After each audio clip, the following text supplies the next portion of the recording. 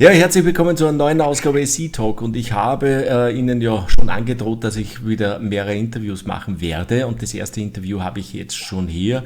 Es ist Tsodilo Resources, da geht es um Eisenerz und ich habe den J-Man Bruchs, den Chairman und CEO, bei mir und er wird uns jetzt einmal die Story ein bisschen erklären. Vorab nur ein kleiner Konflikt of Interest, ich bin Aktionäre. Und daher muss man das im Vorfeld natürlich sagen. Und ich bin gespannt, was er uns erklärt. Denn es hat eine sehr spannende Pressemeldung diese Woche gegeben und die bedarf einfach mehr Erklärungsbedarf. James, thank you for your time. I know it's early in the morning in your time and time zone, and thank you for your time. And maybe you can give us a rough overview about the company. I said in my German introduction, I have a conflict of interest. I'm a shareholder, and you have a very interesting press release. But before, it was great when you can give us a rough overview, and then we talk a little bit deeper to this press release early this week. Yes, be happy to. Thank you for having me. Just a little background on the company. Tsodilo Resources is actually the successor in name only company to Transhex International. Transhex International was a large South African diamond exploration or mining company, and they listed an international unit on the Toronto Stock Exchange in 1995. And then minorities took it over in 2002. At that time, we took over their Botswana diamond projects. And for many years, we just were in the kimberlite exploration, looking for diamondiferous kimberlites. Well, it was through that exploration that we stumbled upon a large, massive sulfide formation. And we continued on with that exploration to the point of it left us with about a 40-kilometer strike of an iron resource. This iron resource also contains copper, rare earths, and so forth. But we did the initial resource on that of an inferred resource of 441 million tons back in 2014. Now, our extrapolated target is about 5 to 7 billion tons, which would make it the second largest magnetite deposit in Africa and in the top 10 in the world. It is a large body. It's a tier 1 project. It's a mine life of 75 plus years. And that's where we are today. We're in the process of doing a preliminary economic assessment on the project. And that's where the status is as we stand today. We've spent probably in the area of about $26 million from 2008 up until the present on the exploration and evaluation activities. And as I say, it's panned out. It's a beautiful resource. It's easy to mine. We have different scenarios of developing the project, from Fezzi production, which is a ferrous on silica project that is used in other mines on DSM plants. So, and even to pellets and sponge iron and everything to extract. So it's many different scenarios, as I say. It's 75 years to 100 that would be in the development of the project. It's very large. Mm-hmm. But you're coming up with a press release early this week, and that you go against the Ministerium of Mining and Energy in Botswana. So when I hear this, I get always a little bit a bad feeling in the stomach. I say, is this a good idea to sue something or go to court and go against the government? Then you need the government to get the permitting to run the mine. It's a very unique thing. I mean, and again, this is all public information on our website. So I can go through it briefly. In 2018, I approached the government and asked them if they would like to develop this project with us. And at that time, I approached the company called Mineral Development Company of Botswana. And that's the parastatal that's been set up to handle the development of the resources in Botswana as a joint project or wholly owned. So they did an initial review of that and did their due diligence. And in late 2020, the board of MDCB, as we understand it, approved the investment subject to ministerial approval. At the same time, our initial grant of licenses. In Botswana, your license scheme runs 3 years, 2 years, 2 years. And then either you get an extension or retention license or go for a mining license. So we were just at the end of our first initial grant of that. Now, as a little bit more background, our license has been where it is currently since 2008. In 2014, the Okavango Delta was declared a World Heritage Property. We were aware of that. There was no issue of that. At the time, the state party, meaning Botswana government, was required to put a buffer zone in surrounding the property itself. That they did. And the buffer zone, you are allowed to do mining, you are allowed to do exploration. It's directly in the documents that are on file with UNESCO. So we have a unique situation that the government has told us that we can explore and mine in the buffer zone. Again, subject to environmental standards, of course. I mean, but those standards are the same as anywhere in Botswana, right? I mean, you have to do your environmental impact assessment before mining, and you have to do an environmental management plan before exploration. So those were, of course, the EIA wasn't in place, but the management plan had been in place. So now when we come up for the renewal after 12 years or 14 years of having the license, it suddenly is an objection being raised that although there isn't any law that prohibits us from being in the buffer zone, that the ministry just wants us out of the buffer zone. And a lot of this was brought about by the Recon Africa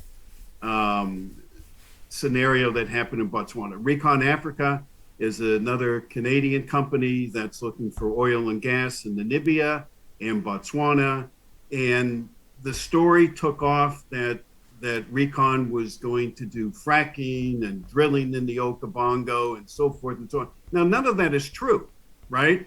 But certain people ran with a false story, and it created somewhat of a hectic environment.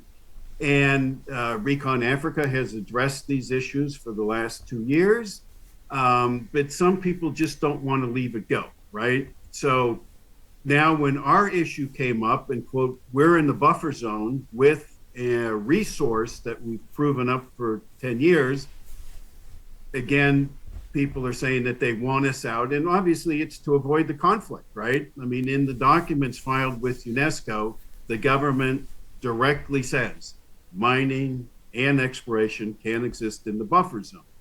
Plain and simple, right? But as you can see, it's somewhat policy over law, right? Mm-hmm. So some people may not want it there, but the law says you can be there. So that's the conflict that we're in now. Now, if it was like, let's say if we were Recon Africa, that they had not done any work there, the chances are very slight that there's any oil and gas quote in that area. So they were happy to move out or not interfere with this buffer zone. That's not our case. Out of our resource, 169 million tons exist in this buffer zone area.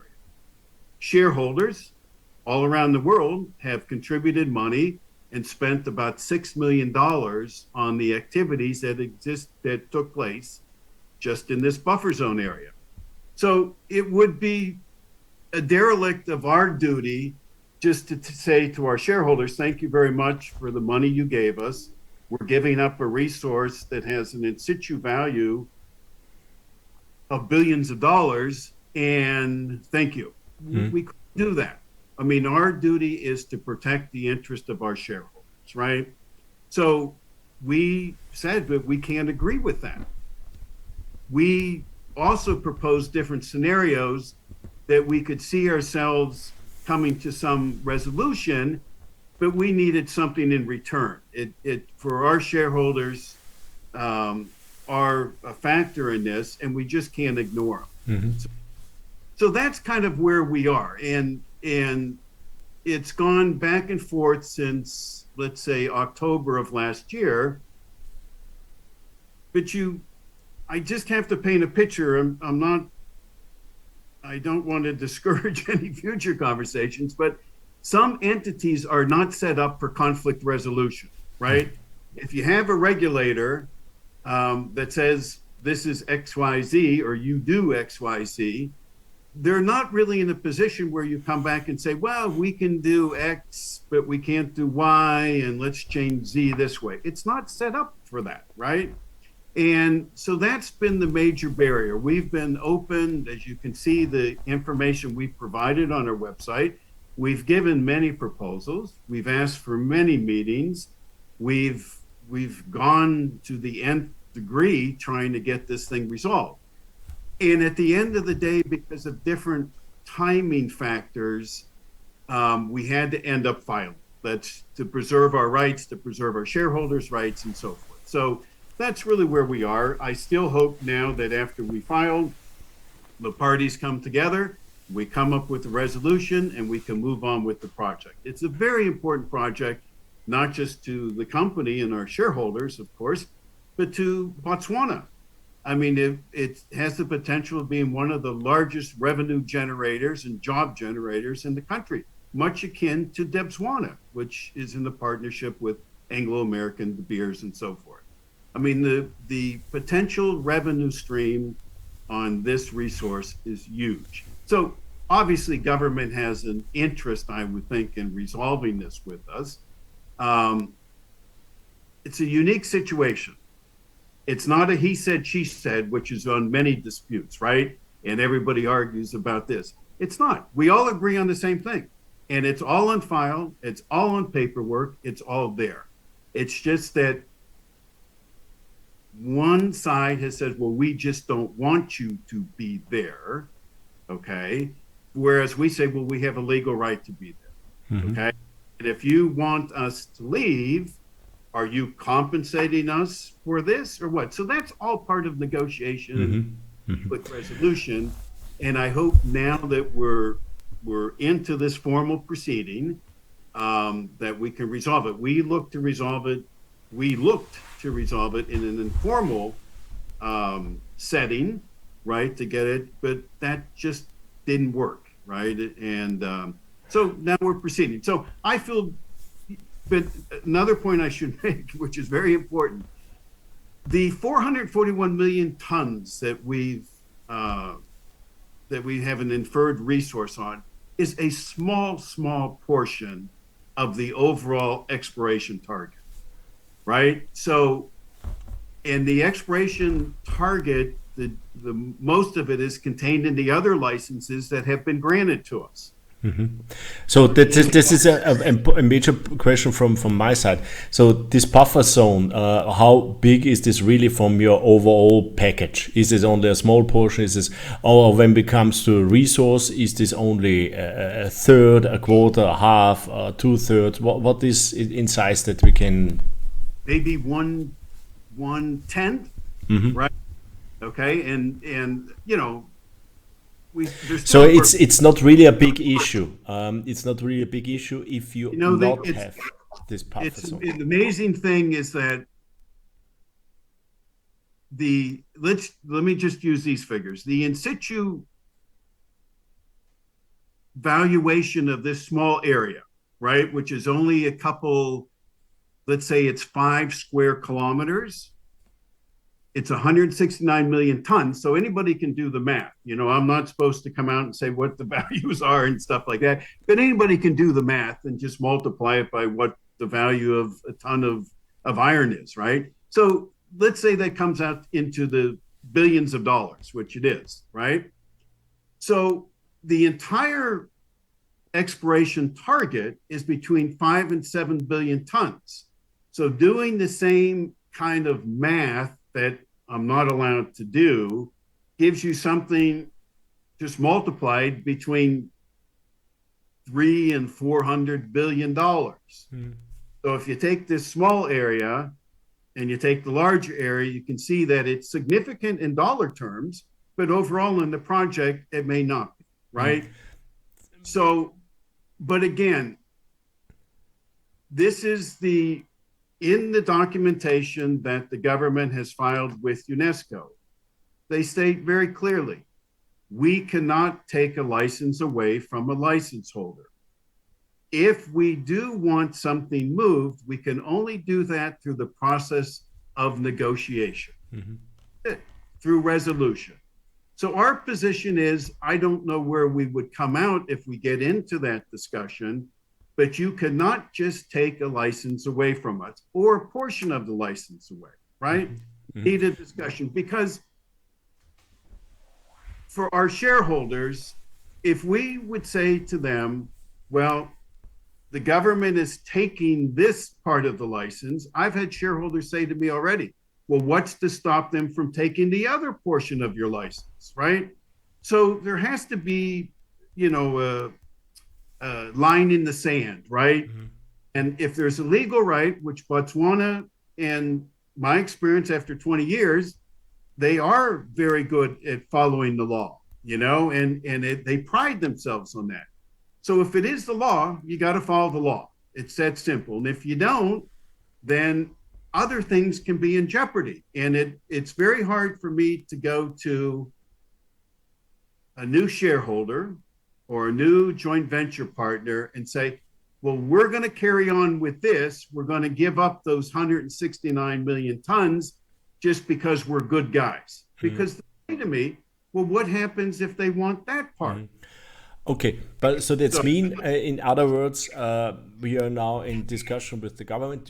Before now, you take a legal way. So, and then you're looking for a resolution, and the resolution is maybe you get or you grant the license, you can go further, or you get some compensation for the money what you spend or the value what you create. And then you can use this money or valuation what you get to develop the rest of your license. So, and also it must be clear that when you have this legal way that you also confirm your old your other license, so that nobody can come and say, hey, we do this on this way, we do it on the other way too. So this is what really is the major point, and also this is a little bit the problem at the moment, that you must wait first for this resolution. Then without this resolution, it makes not really sense to go further in the other direction too. Is that right? Yeah, I mean, we still continue to do work on the other licenses, and of course on this license BL020. But as far as doing additional drilling, we've curtailed that because there's no sense of spending a lot of money and putting our drill rigs out there until we have this result.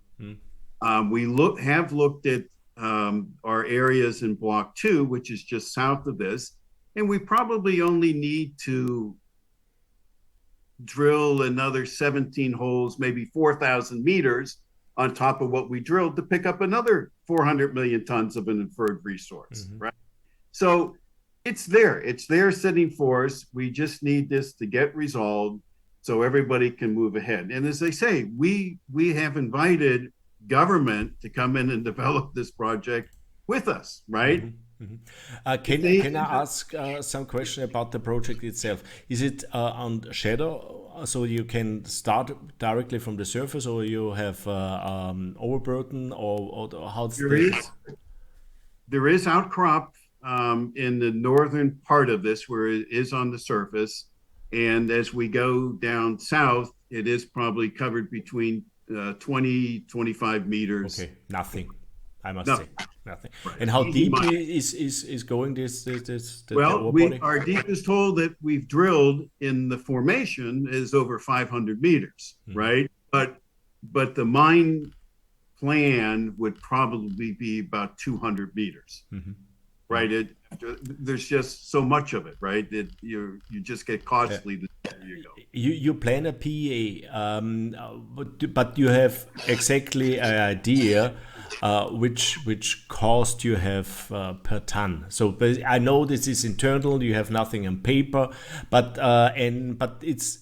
And we saw also, and this is the idea behind the question is, we saw now that the iron ore price is coming down from this high what we have 1 year ago or 9 months ago. There was really high, but we're coming down dramatically. So, but is it still economic at this time of iron ore prices? It's tremendously economic, and let me just explain that. We look at to develop this project in different scenarios. Our first scenario would be the production of ferrosilicon. That is, again, a mineralization that's used in DSM plants all over the world, right? And today, I think the value of that is about $1,200 or whatever, say a ton, versus iron ore, which $120 or whatever a ton today. So you can see what the uplift of this is. Now, the neat thing about ferrosilicon is that we can bag it, we can ship it by truck, we can take it to the rail yard, we can do so forth. We can probably look to do 1.5 million tons a year or whatever, just on a low initial scenario, right? Now, there is talk of rail coming in to the north of us and also into Angola. So as that starts to be developed, then we can build the mine out and start looking at that to take magnetite, wash magnetite out to Walvis Bay or so forth for shipment. But I can tell you that the numbers of just producing ferrosilicon for the industry and shipping throughout the world is very profitable. Now, we are doing studies now to look at different net present value studies and so forth, internal, but we do have a good idea. As I say, we went through a due diligence with MDCB for about 2 years, and they brought in their experts to look at our projects, to go through it, and at the end of the day, thought it was a good project to invest in, government, subject to ministerial approval, of course. I don't want to mislead anybody. And that's been 2 years and some months ago. But there are many other partners who would be involved. Once we get this issue resolved with the licenses, one way or the other, then we can start moving on all these things. And again, there's so much there, we can keep developing this. It's just that we have to protect our shareholders' interests and get this matter solved in order to move forward, so that we have sanctity of the tenure of our license, right? Any mining company, any prospecting company, any company, basically, if you're going in and using the resources, wants to know that you have the sanctity of your license, right? You're going millions and millions of dollars in this, and you can't wake up one morning and say, well, government says, well, thank you very much for doing all your work, finding the resource for us, now get out of here. Can't do that, right? I mean, nobody would do these things. So I don't want to say we're doing this on principle. We're talking about real dollars here, right? It's not like I'm giving up $1 million or whatever type of thing. We're talking into the billions. And the project has always been exciting. The government, people who have looked at it, they believe it's really exciting. They want it to go forward. Other people around the world have looked at it. It's an exciting project. We just got to get over this hurdle, and we will. And I'm totally confident that we will. I see no reason why we wouldn't. And as I go back again and say, as we did in the press release, not he said, she said. We all say the same thing, right? And that means that reasonable people can sit down and come out with a resolution of this, and everybody moves forward, because it's in everybody's interest that this project go ahead. Mm-hmm. James, thank you. I think it was a perfect start interview. Now we must wait in which way the resolution is coming out for, or what's coming out by the resolution for the company. So I think maybe money coming out, or you get the license.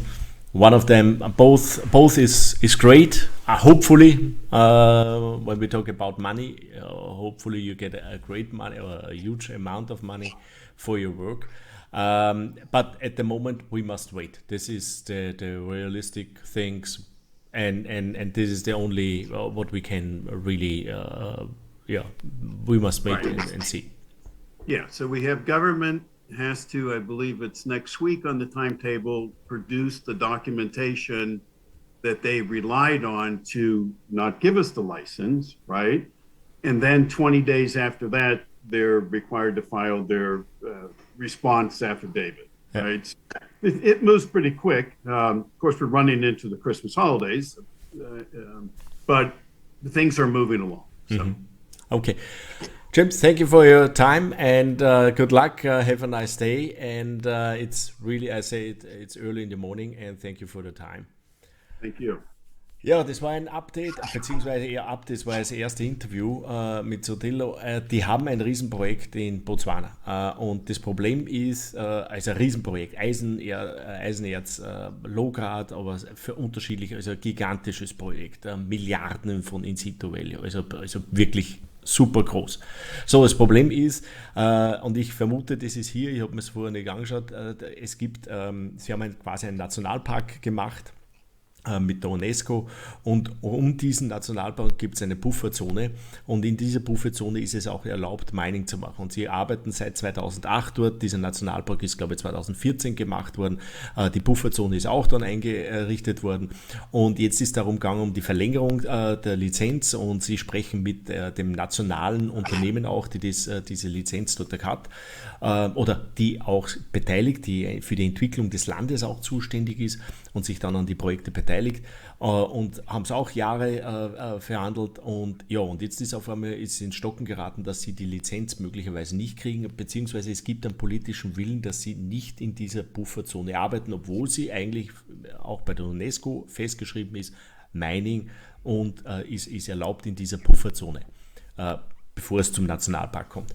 Ja, und jetzt ist es halt einfach so, sie haben jetzt am Montag, ich glaube, das war am Montag,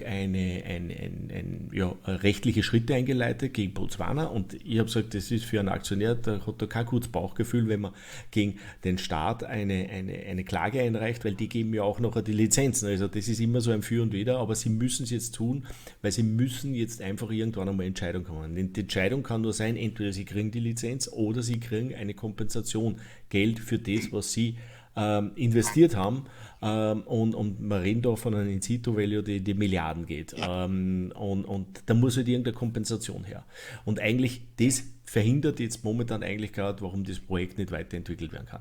Das Pufferzone ist allerdings, das Projekt, was da drin ist, nur ein kleiner Teil. Er sagt ungefähr ein Zehntel von dem Rest. Das heißt, sie haben genug Potenzial, genug Möglichkeiten, das Gebiet weiter zu entwickeln und auch diese Mine zu erschließen.